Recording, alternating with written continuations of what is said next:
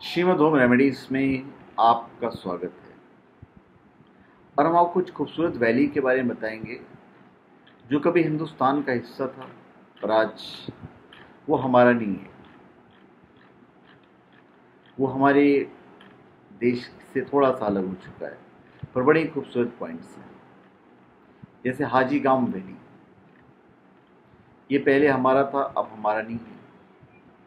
फिर यासीन वैली, ये भी हमारा था, अब हमारा नहीं है, पीओके में है। फिर शोरबात वैली, ये भी कभी हमारा हुआ करता था, आज ये पीओके में है। फिर गीज़र वैली, एस्टोर वैली, शिकार वैली, गोजल वैली, हुंडूर वैली, यूचिंग वैली,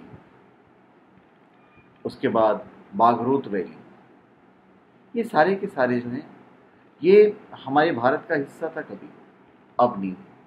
फिर स्कार्डू वैली, स्कार्डू वैली के बारे में आपको बताता हूँ मैं।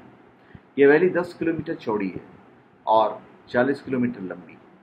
सबसे खास बात यह है कि इस वैली के आसपास कई लेक और पहाड़ हैं। बेस्ट टूरिस्ट डेस्टिनेशन में भी इस वैली की गिनती होती है।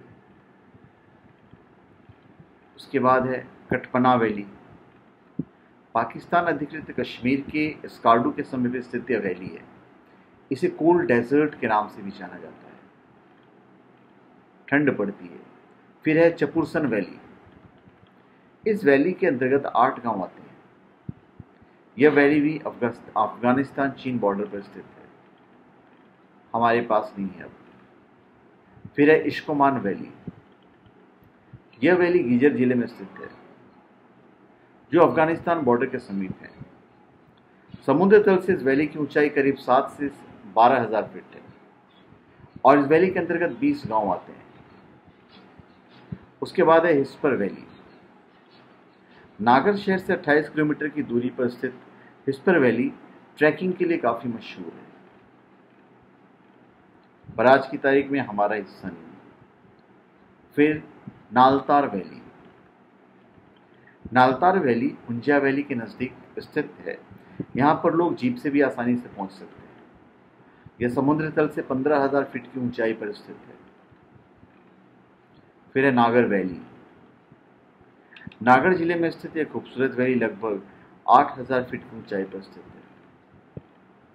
फिर है रूपल वैली, रूपल वैली भी एस्तोर जिले के अंतर्गत आती है। ट्रैकिंग के लिए यह माउंटेन काफ़ी फेमस है। उसके बाद है गोरीकोट वैली, गोरीकोट एस्तोर जिले की सबसे बड़ी वैली है। स्थानीय लोग इसे ग्यू के नाम से जानते हैं और इस वैली में कुल 12 गांव हैं।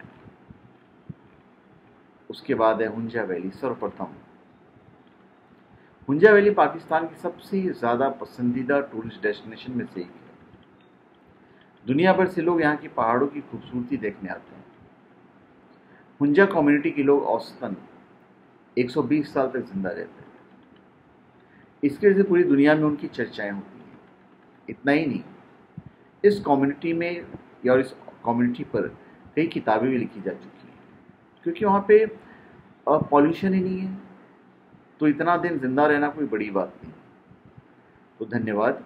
आप हमारे चैनल पे सब्सक्राइब करें और अपने कमेंट दीजिए। धन्यवाद।